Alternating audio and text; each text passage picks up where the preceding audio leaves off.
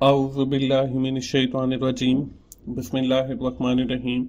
अस्सलाम वालेकुम दोस्तों, मैं हूं मुफिन रज़ा और आप लोग देख रहे हैं 24/7 टीचर्स ऑनलाइन यूट्यूब चैनल।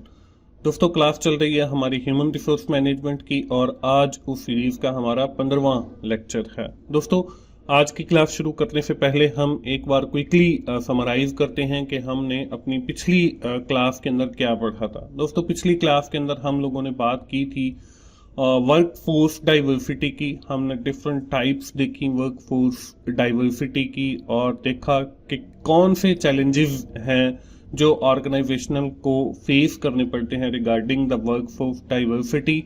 और फिर हमने ये देखा कि आज का जो मैनेजर है वो इसको कैसे मैनेज करता है। इसके बाद दोस्तों, अगर बात की जाए आज की क्लास की, तो आज की क्लास का जो हमारा टॉपिक है वो बहुत अहम है। इस हवाले से हम कोई थोड़ा सा पहले भी पढ़ चुके हैं। हम बात करेंगे आज फंक्शंस ऑफ एचआरएम की, कि एचआरएम के कौन से फंक्शंस होते हैं मेजर जो एचआरएम डिपार्टमेंट परफॉर्म करता है। और हम बात करेंगे ह्यूमन रिसोर्स मैनेजमेंट इन्वॉल्वमेंट की और देखेंगे कि कौन से ऐसे फैक्टर हैं जो ह्यूमन रिसोर्स मैनेजमेंट को इफेक्ट करते हैं।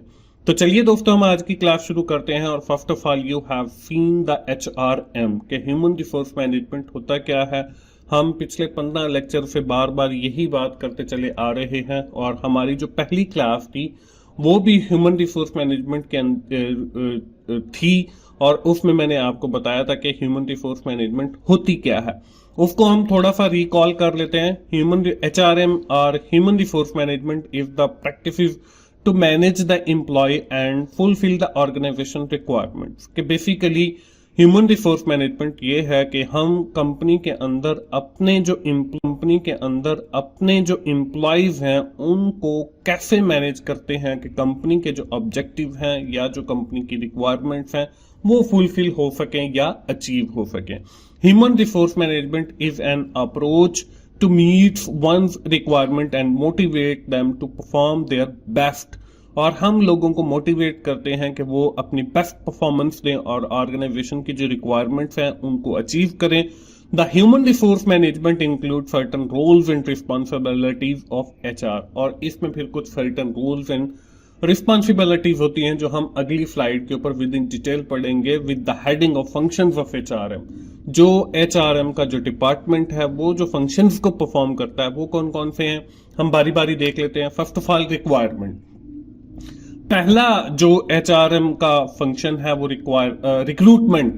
रिक्रूटमेंट है लोगों को अपने पास हायर करना। Game when it comes to filling 15 vacancies within a month और 2 screening scheduling interviewing following up with the round etcetera take a huge of your effort and time.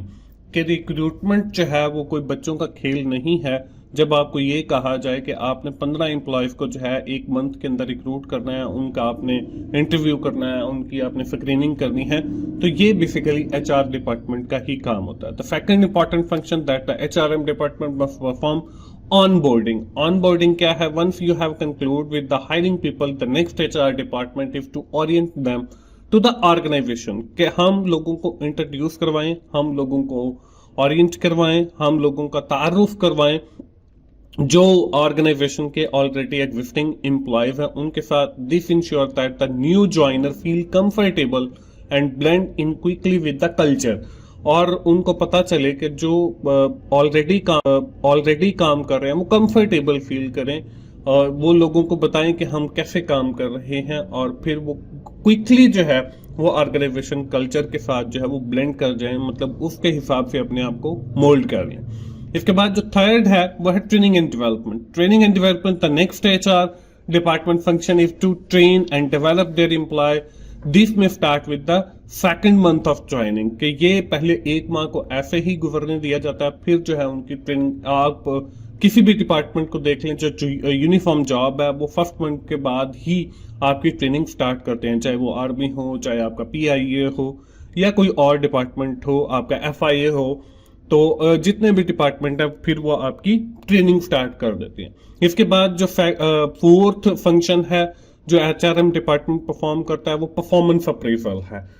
Rewarding an employee is one the best way to recognize dedication as well as the performance of the employee, कि वो employ की performance को major करते हैं और on the basis of this performance they can reward and punish an employee, कि वो या तो रिवॉर्ड करते हैं एम्प्लॉय को या फिर पनिश करते हैं।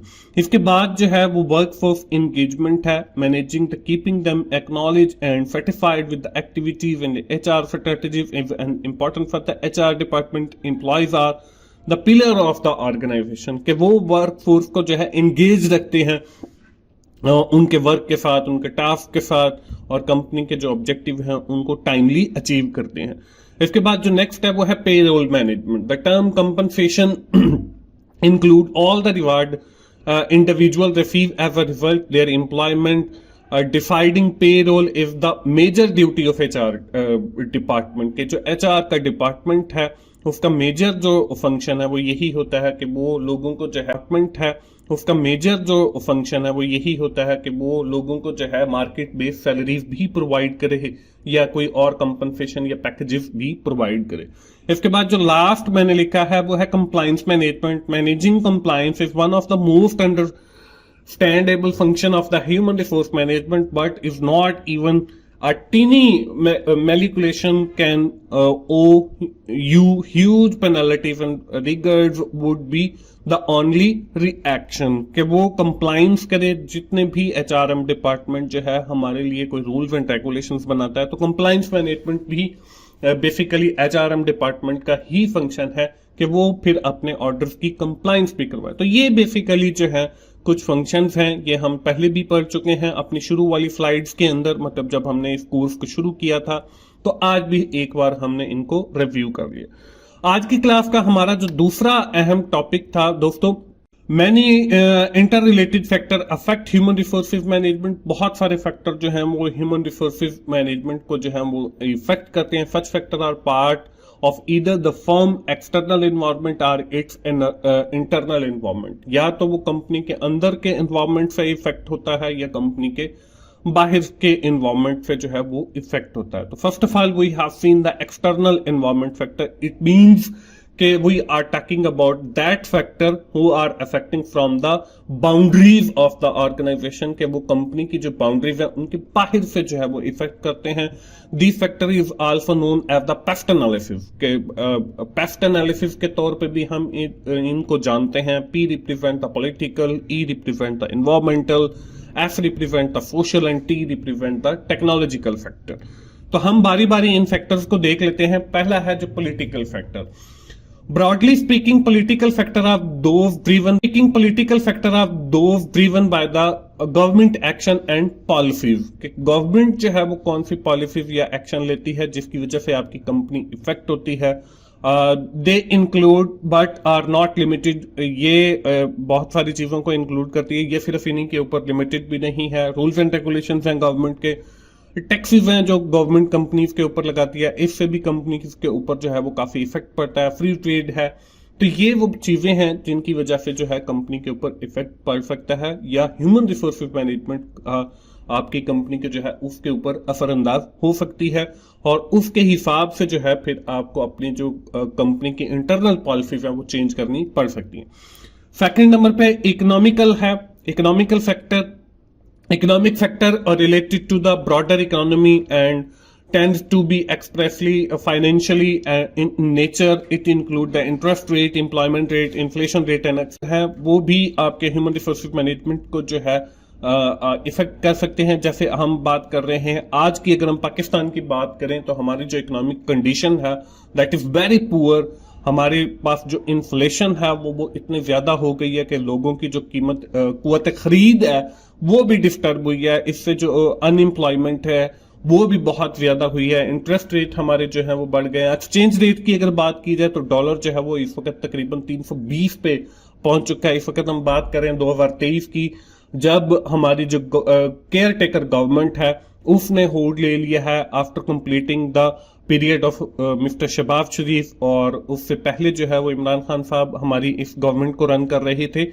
तो ये कुछ इकोनॉमिकल फैक्टर हैं जिनकी वजह से हमारा जो एचआर डिपार्टमेंट है वो भी जो है डिस्टर्ब होता है। अब इन दैट सिचुएशन हम अगर कंपनीज को देखें तो वहां पे बहुत सारी डाउन साइजिंग हुई है, कीमतें बढ़ चुकी हैं उनकी, और रॉ मटेरियल की कीमतें बढ़ चुकी हैं। तो एचआर जो ह्यूमन रिसोर्सेज मैनेजमेंट है वो भी उस हिसाब से फिर अपने आप के जो है वो तो चेंज करती है और कंपनीज के अंदर पॉलिसीज या रूल्स एंड रेगुलेशंस बनाती है। और जो डाउन साइजिंग है वो भी फिर एचआर एम डिपार्टमेंट का ही काम है।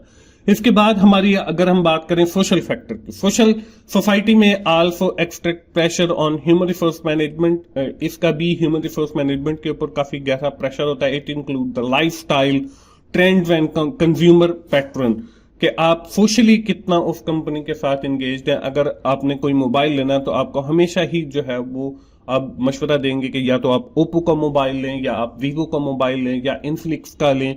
तो ये सोसाइटी के अंदर एक ट्रेंड बन चुका है कि आपने जो मोबाइल लेना है वो इन कंपनीज का लेना है, क्योंकि इनकी जो रीसेल है वो बहुत ज्यादा है।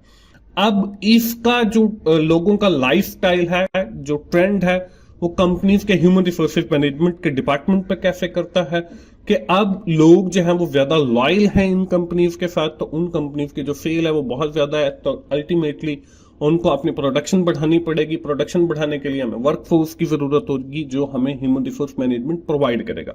अब जिन कंपनीज के साथ लॉयलिटी नहीं है उनकी सेल डाउन होगी। जब उनकी सेल डाउन होगी तो उन्हें अपनी वर्कफोर्स जो है वो रिड्यूस करनी पड़ेगी। तो जो रिड्यूस होगी वो भी ह्यूमन रिसोर्स मैनेजमेंट डिपार्टमेंट ही करेगा।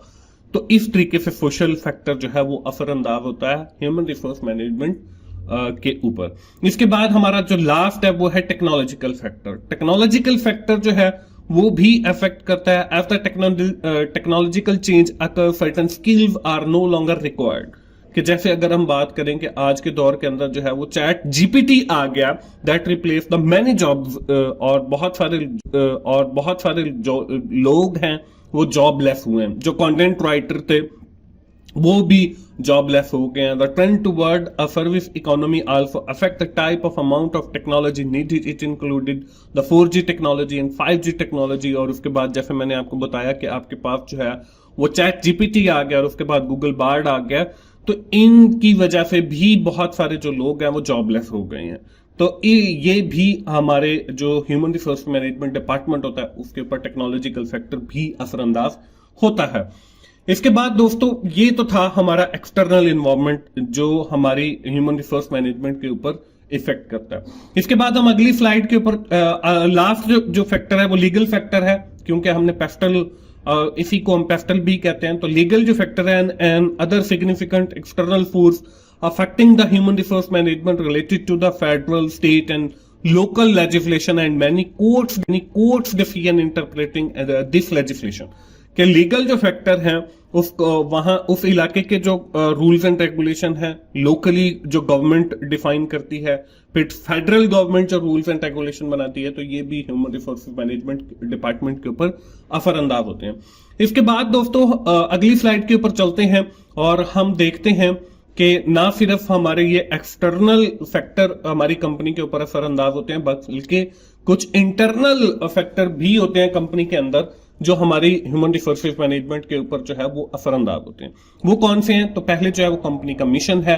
Each management level should operate with the clear understanding of the firm mission. In fact, each organization, division, department should clearly understand the objective of the mission. कि हर जो आपका department है या जो division है उसको पता होना चाहिए कि आपकी कंपनी का जो मिशन है वो क्या है, उसके ऑब्जेक्टिव क्या है। ये भी आपकी कंपनी के जो ह्यूमन रिसोर्सेज मैनेजमेंट है, अगर आपका विजन और मिशन जो है वो ब्रॉडर है और आपने कुछ बिग अचीव करना है तो उसके लिए आपको बहुत ज्यादा वर्कफोर्स की जरूरत भी पड़ सकती है और बहुत कम भी।